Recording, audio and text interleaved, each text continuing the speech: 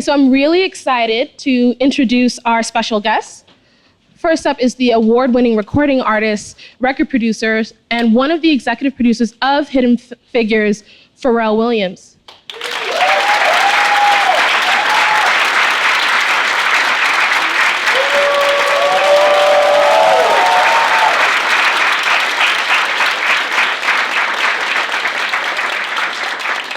We are also being joined by award-winning recording artist and one of the stars of the film Hidden Figures, Janelle Monae.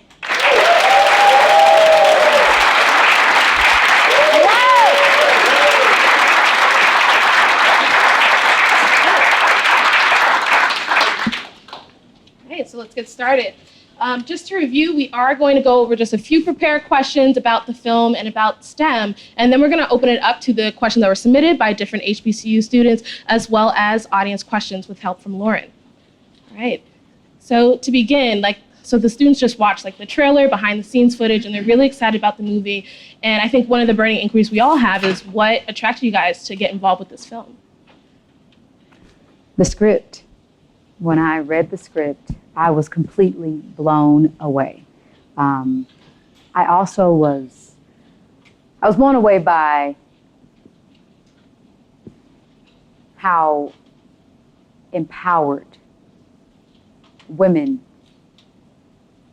were going to look once this movie, how women were going to be and be perceived once this movie was going to be done. And all I could think about was, finally, we have a film where African American women are going to be looked at in such a different light. For the first time, we're seeing mathematicians, African American mathematicians, scientists, women in STEM who changed the world. And it became a personal responsibility for me to be on board once I found out that, in fact, this was a true story. I thought it was fiction when I was reading. I was like, oh, who wrote this? This is really incredible. This is brilliant. They're in my mind. This is what I want to see. And then I found out that Mary Jackson, my character, Katherine Johnson, Dorothy Vaughan, were directly responsible doing the math and the science that it took to get our first American astronauts into space. And I became upset, really upset and bothered that as an African American woman in school, my teachers were not talking about this in my math class, my science class, when it was time to do Black History reports or speak about my heroes. I didn't have these women to look to, and I said I have to be a part of this. I don't want any other young girl, not just of color, but just young girl, to go through life and not know about these true American heroes and how they shaped America. For me, I think Janelle did a fantastic job in the film itself. Thank you. She was amazing. Just wanted to add that. Thank you. But when I was first introduced to the idea, the concept, it was because my producing partner, Mimi Valdez, had taken a meeting with Donna Gelati, who had optioned the book to work on a script. And she knew that I was going to be super excited about it. And the reason why is because, first of all, show me a film with 3 female protagonists, right, who are not just going out for a weekend. Then show me another film with 3 female protagonists that happen to be African American, 1960s. It also involved the fact that these women were scientists, these women were engineers, these women were mathematicians. And I've always been obsessed with space and NASA since I was a little child. So that, how could we not do it? And last but not least, it took place in my stomping grounds, Hampton Roads, Virginia. So it's kind of like, how do we not be a part of, the unveiling of this history? And you hear about the story, and you're like, man, did this really happen? How much are you fudging? Right. It's really real. And the reason why we feel this way, the reason why you have this visceral reaction, is because the female contribution from the beginning of time has always been diminished or discounted or dismissed completely. And here was this story where you get to find out that these 3 African-American women played a huge part, like, and they did the math. They didn't trust, the astronauts did not trust the machines that were the computers at the time. They still trusted the human computers. And because they were African-American, they were called colored computers. So when John Glenn got ready to go, he was like, are you ready to go? And it was like, no, let's recheck those numbers. If the girl says it's okay, referring to Katherine Johnson, then we go. That, to me, was like so heroic and so unbelievable that the idea that we could help bring that story to light was just, it still is a gift.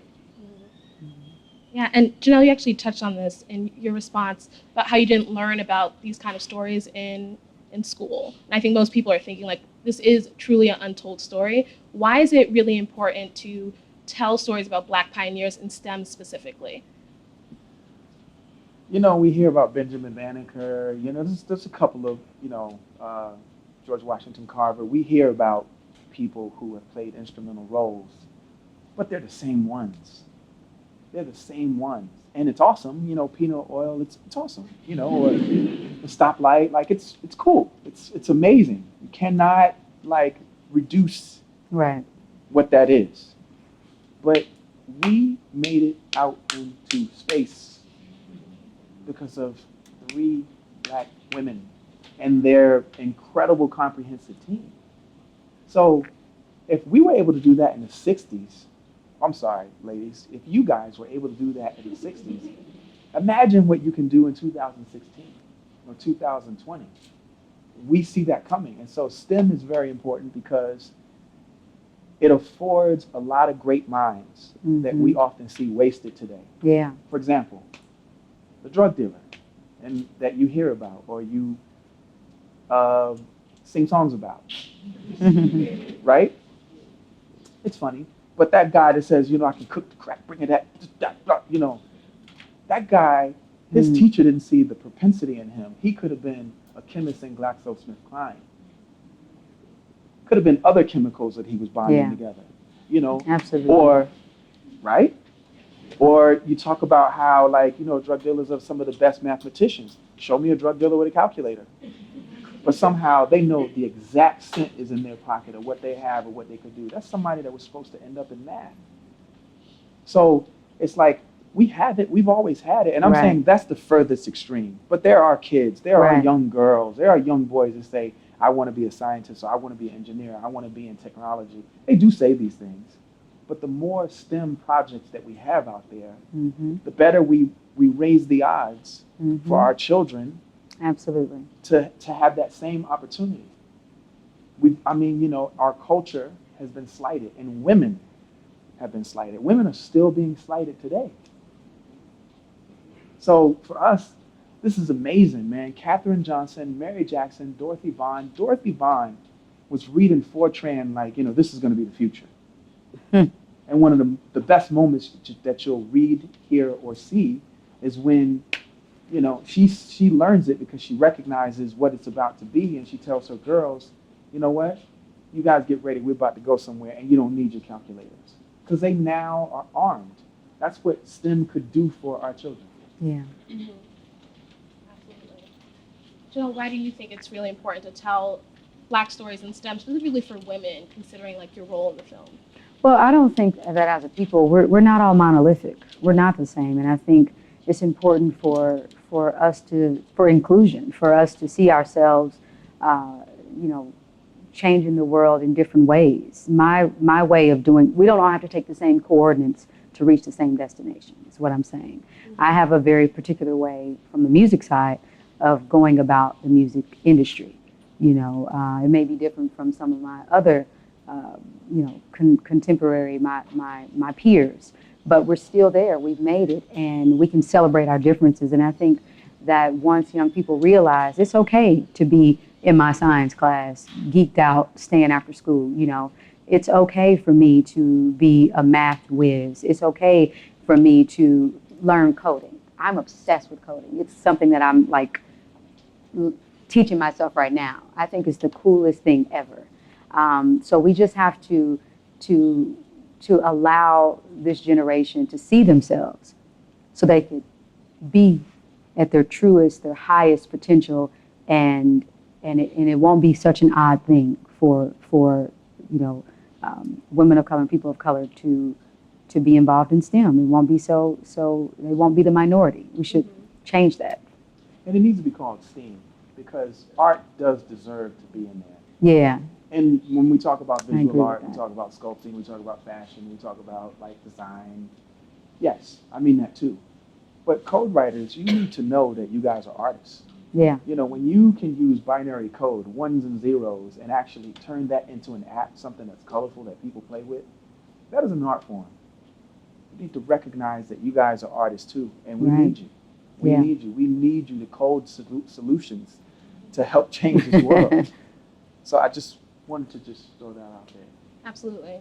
Yeah, I would love to get a little bit more into the movie. Janelle, what was it like playing Mary Jackson? How did you prepare for that? What was it like portraying her on screen? Well, first I want to say it was a dream role. As I was reading the script, I was like, this role is my dream. I've been waiting for this role. This is a role about this woman who is genius. You know, she's a mother. She's also a career woman. And she's also the first. I love being the first. I do. I love it. I think it's something so special about going into the unknown and coming back and telling your friends what you saw. This woman was the first female engineer of color at NASA during a time where women were not looked at as complete human beings, not only for their gender, but also as an African American, we had the discrimination because of her race. So she defied all odds. She jumped through those obstacles and she broke down walls and she fought. She fought for her dream. And so that is the story that I love, the story of the underdog to the hero. And it was just so amazing to come in each day knowing that I was coming in fighting for someone and fighting for something bigger than myself. I kept thinking about all the young girls who would watch this and be thinking about their own lives and how someone has told them, you're too fat to do this, you're too black to do this, your hair is too nappy to do this, you're not pretty enough, you're not. This is the story of a woman who said, you tell me no? Not today. Not today. And that's what I want us to be inspired by. We need new superheroes, and all these women are new heroes. And every day I went in, I just prayed. I prayed out because I wanted to honor her. I said, please reduce Janelle Monae and allow Mary Jackson's spirit to live on and live through me. Awesome, that's excellent. I think like the acting in the film was great, and I think your portrayal of these women is really important for people today who just aren't aware of these stories to understand that we are very capable of being pioneers in STEAM and for really helping like the entire country move forward in really important areas like science. Absolutely. Absolutely. And also what was really interesting was the role of music in the film. What was the storytelling role of music when you were thinking through producing the soundtrack, and what kind of emotions and themes were you hoping to convey? You know, it's really interesting. Before we even got this project, I started working on this music in like the end of 14. I didn't know why I was doing it. Even in the middle of it, I ended up putting out a song called Freedom, and I really didn't know why. But getting closer and closer to this project, something just started to make sense. And I noticed that like lyrically, sometimes the songs would just have a little bit more like of a stance than I would usually have in my music. And then finally, when we got that phone call and we went campaigning super hard to be involved, we all recognized that this music was warming me up for this. And so one of the pivotal moments in the film is when Catherine has to explain why she's late every day. And it has to do with the matrix that she lived in, the matrix of the 1960s, where the physics were much more favorable to a man and the gravity was much more heavier for a woman. So when you are a woman, and there are campus bikes on the NASA campus, when you're a woman, you don't wear pants and you don't wear shorts, because remember, this is the 60s and you're a woman. Like, what right do you have to be in anything outside of a skirt and a dress? So it wasn't much bike riding. And then on top of it being African American and female, your trip was much longer because you couldn't use the bathroom nearest you down the hall or on the other side of that particular building. You had to go all the way on the other side of the campus where the colored bathroom was. And so that would, you know, turn into a 30 to 45-minute round trip just to use the bathroom, rain or shine. And so I had to explain what she must have been thinking or feeling like. So I was trying to be a woman while writing it. I was trying. That's hard. It is. Tell me about it. But yeah, we have things that we could never understand that you guys go through, period. You guys carry so much weight in the world, including every man, for at least 9 months. We could never understand that. But trying to put myself in that place of a woman who is a mathematics savant. So she's seeing beyond the physics. She's seeing beyond the ether that she's trapped in. Her science, her know-how, her ingenuity, her mathematic sense could see beyond what she was trapped in. She could see a different time, a different speed of like social advancement. And it's like, man, you know, no more running. I'm not running from anything anymore. I'm only running toward the things, running toward my own goals. As someone else pointed out to me earlier in one of the lyrics, is, as I said, I don't want a free ride, just sick and tired of running. And that is, I'm hoping that that's at least what she was thinking and feeling. But I was really trying to like submerge myself in that moment. And also the other thing that I had to keep in mind is like, soul music was what it was at that time because while everything else was going on and there's so much discrimination, there were so many barriers and so many walls, your song had to cut through all of that. And the reason why I feel like it was called soul is because people were bearing their souls every time they sang something or every time they played or wrote something. And so I was trying to put myself in the mentality of something to be so razor sharp it could cut through all the bias. That's what my intention was. Oh, that's great. We have one more question before we want to kick it off to our Q&A. I know the students are really excited. And that is, in the audience, we have a lot of students from the local HBCUs, from Morehouse, from Spelman. I know a lot of you guys recognize the campus in the trailer because a lot of the movie was shot there. And in the room, it's just among the brightest of STEM collegiate minds. Wow. So if there was, you can feel the theta waves. You could feel it. Yeah. You could feel it. So if there's one thing that you'd like them to take away from Hidden Figures, what would that be? You can do anything. You can do anything. If you can see it in your brain, then your only next step is to figure out how to blueprint it and do it. That you are no different than Nikola Tesla. You are no different than Stephen Hawking. You're no different than Einstein. Like, you can do it. Right.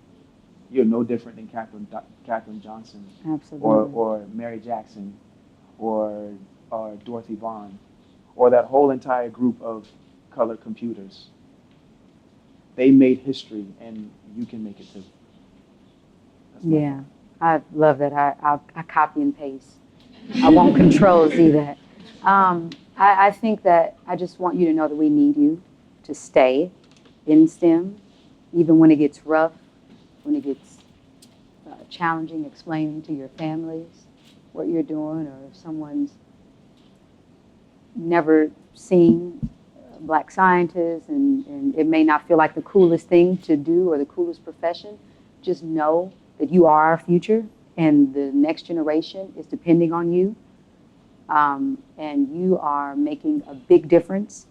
You will be pushing future forward at an exponential amount. And because technology, that's how it moves. That's how science, that's how all this stuff moves. So we need you. We need you helping solve so many problems in medicine. People's lives depend on you on a day-to-day basis. So just know that even if what you're doing is not celebrated in the way of maybe a person in the entertainment career may be celebrated, from rap to music to all that, just know we think you are the shit. We think you are the shit. So stick with it. That's right. Stick with it. Awesome. It's very excellent, strong message to segue into questions from these students.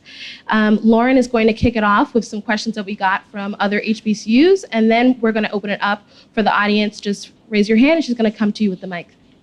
Alrighty. Our first question comes from Michonne from Howard University in Washington, D.C. She's a freshman computer science major. Awesome. How do you stay current as an artist and still stay true to yourself as a person? I would be interested to hear what you can do with your platform, especially with technology at the forefront. Do a lot. Current, it's not a consideration. Current would mean you're keeping up with somebody else's time. I think everybody in here is running their own race. We don't all die together. We weren't all born at the same time. You're running your own race. Stay current with your own ambitions and your own curiosities, I would say.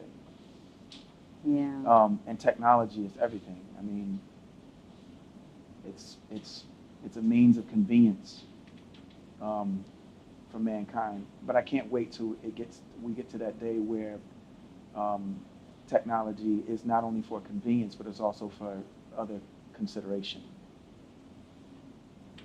or considerations for others. Yeah, I think that technology, being able to connect with our supporters, our long-term early adopters, people who supported, I'll speak for me from grassroots. I grew up as an independent artist in AUC. I lived right on Parsons Street in a boarding house with 6 other girls, across the street from Club Woody. Y'all know about that. So I know what it means to use technology when people were not looking to give me a record deal, and how it helped me have a following to even feel like I have a shot at this. Somebody cares, and I'm doing science fiction, weird music, to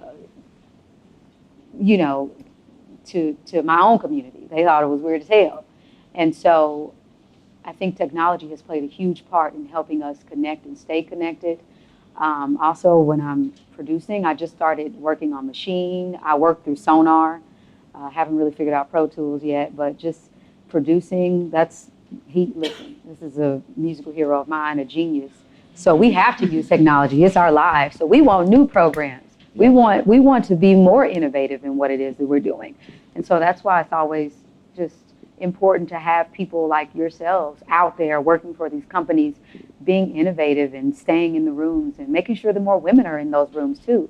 Because as a female who also produces, I want to know how a woman would program software for us, and if there's any difference in that. And yeah, I'm interested in those things, innovation. So that's how I stay current, staying innovative. Thank you. Alrighty, I'd like to take some student questions first. So if you want to raise your hand, and when you get the mic, please introduce yourself, your name, and your school. I'm gonna go.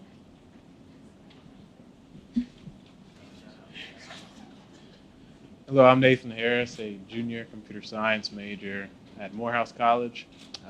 My question to both of you is, how do you go about making these untold stories and putting them into a mainstream in our homes across the U.S. and across the world?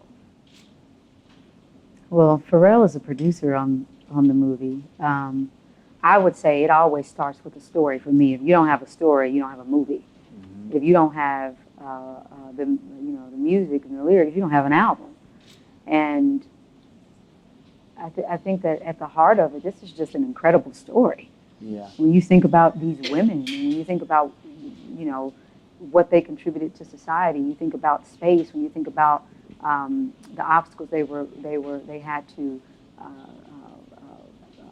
get over and work through in the 1960s. That's a whole world. I don't think I've ever seen that combination with space, the civil rights movement, that era, and women protagonists, female protagonists in a film. So I think that sells itself. Honestly, it starts there, and then all the other politics and stuff. But I think you start with the script, you start with the story, you start with that foundation, and I think everything else will work. The universe will work everything else out for you. Honestly. Agreed. Agreed. Starts with the story. Mm-hmm. How you doing? My name is Nishan Cherry. I'm a sophomore computer science major, and I go to Morehouse as well. My question is for Pharrell. You've done a lot throughout your journey of your career, and I just wanted to know like how this movie would fit into what you would like your legacy to become, right? At the end of your career, as a producer, as an artist. Man, great question. I never know what I want my legacy to be because I think every time I plan something, it never works. My greatest successes are things that have come to me, and when people have asked me to do something, I think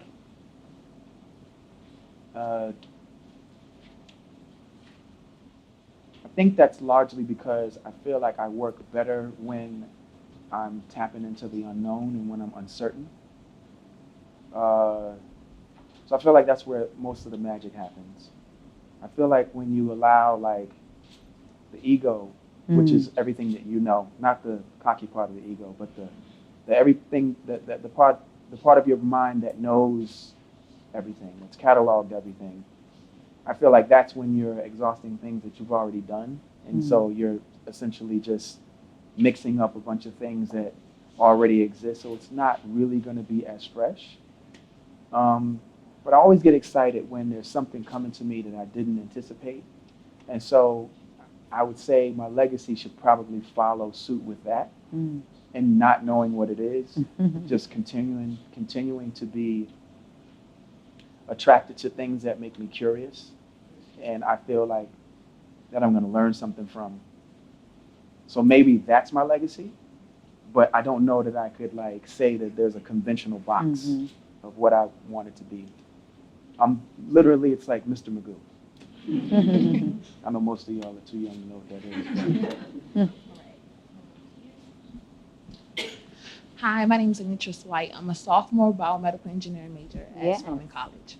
And my question is, pretty much like when you're the first and when you're trying to break through barriers and you don't really see the fruits of your labor happening, how do you really keep your motivation during trying times? I always say with every artist, and again, I'm counting the code writers, okay? I always say with every artist that a teaspoon of delusion is necessary. Indeed. When people tell you, what are you doing, or why are you doing that, why are you dressing that way? When I was a kid, there was no context as to why I dressed so funny and so weird. There was no context. But you know what? Going back to what you asked, like I Mr. Magoo'd my way, found something that made sense, so it's like, oh, that's why he dresses like that. So the thing is that there needs to be some delusion. Then there needs to be a whole lot more persistence. And when they think you should give up, you should dig harder.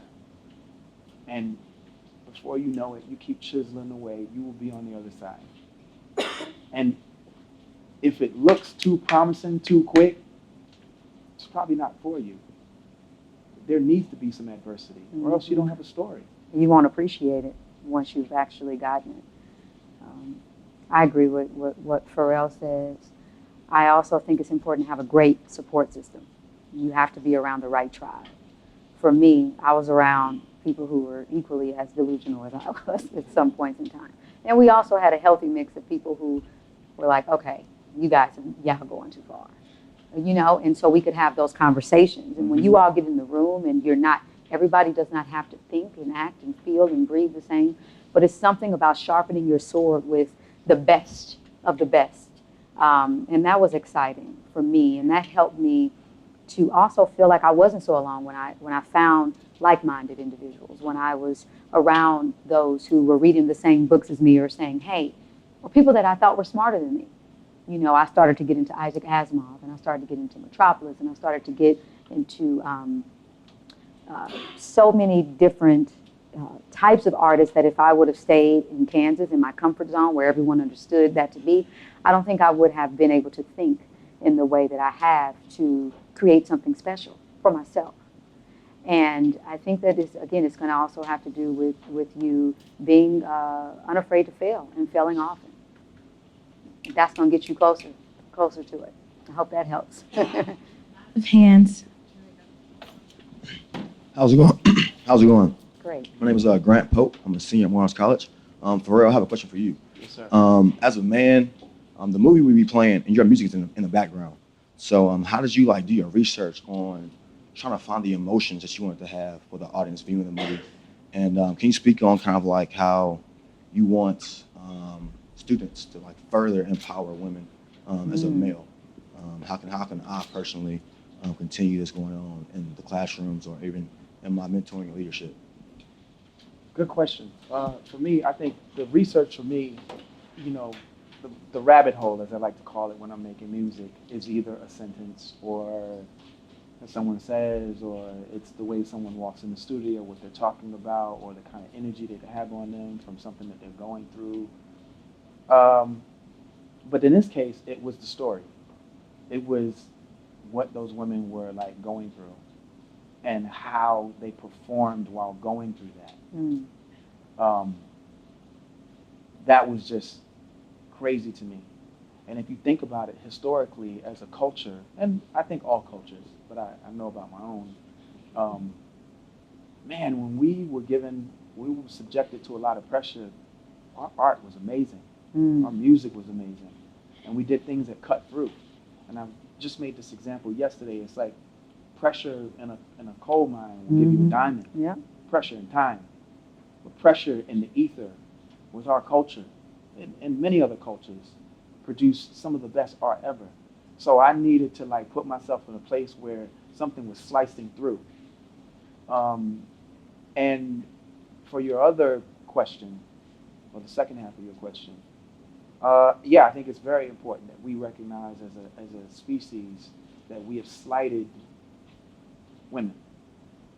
And somebody they may say, okay, well, you wrote "Drop It Like It's Hot." What do you mean by that? You know, or blurred lines. Like, how can you know? What do you mean about women? And it's like, well, hold on. My intentions were understood by a lot of women. There's a lot of 50-year-old women that's like, you know, that "Drop It Like It's Hot." You know, and I've had like, you know, 70, 80-year-old white women that'll look at me and be like, that blurred lines, you know. They get it. Not everybody's gonna understand everything in context, but my intention was about moving. But I've seen a lot in this world. Those songs took me places. And I've seen things. That, Happy, Get Lucky, all those records took me places. Hot in Here. And you'd see where there's like all kinds of suppression, repression, oppression of women. And right here in our country, there are things that we say we don't know, we don't realize that affect women in certain kind of ways, that psychologically affects them. And they in turn pass that on to their children. And then that little girl is not doing something to the fullest of her propensity because her mom has said something that we socially accept. So for me, this has all been a learning experience, right? For me, life is a university. I'm just learning. And I just want you guys to know that like we need to lift our women. We need to lift. We need to help them lift themselves. We need to stand behind them. We need to stand beside them and do whatever it takes for them to shine and get their light in the sun. It's important. Minus the shade.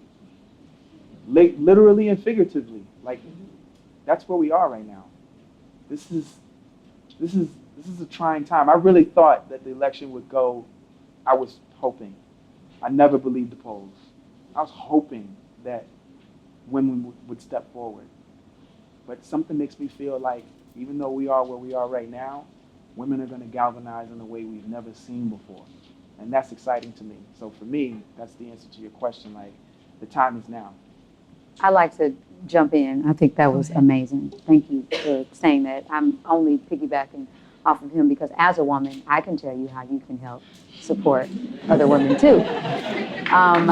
Yeah, I don't know if you read President Obama's op-ed about being the face of feminism, being a feminist changing. He said, I am a feminist.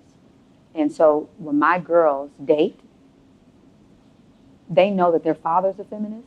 And when they date, they're going to be looking to their significant other to also have the same values, being a feminist, as their father. That's supporting women. And when you speak out against things, this is something that I feel will be very helpful when you're on social media and you see other men being sexist, saying sexist remarks, being misogynist, demeaning women in any way. You should look at it as, it's my responsibility. It's my responsibility to say something. in every historical shift, when you think about the civil rights era, we had allies. You know, it wasn't just we started grassroots, we stuck together as a people, but we had other allies outside of our culture saying, hey, an injustice done to them is an injustice done to me. I'm a human being. Those are human beings. So as men, when you see that, take that same approach. Take the same approach in saying an injustice done to my fellow sister or my girl or whoever or a complete stranger that as a female is an injustice done to me, and I'm not going to sit back and allow, because you guys can speak in a way that we can't, and vice versa, if that makes sense. And I also think that when you're in a room, inclusion is important. You know, I think it's important for women to have as many opportunities as possible to compete at a high level. If we're not in the room, we can't contribute. So, and you walk in a room and it's all broed up. I know you go to Morehouse, but if there are any opportunities to invite some women to come into the conversation, I think that every room is always better when women are included. So. Amen. All right. Thank you so much. I know you all have more questions, but we're going to kick it back to Kendra to close us off. I think we did actually wrap on a really positive note. It was a really great message about allyship and how being an ally is a verb. We need to take action to support other communities, and now more than ever, I think it's really important for the Black community and others. All right, but without further ado, I want to close it off. But first, I'd like to get a round of applause for our really special guest.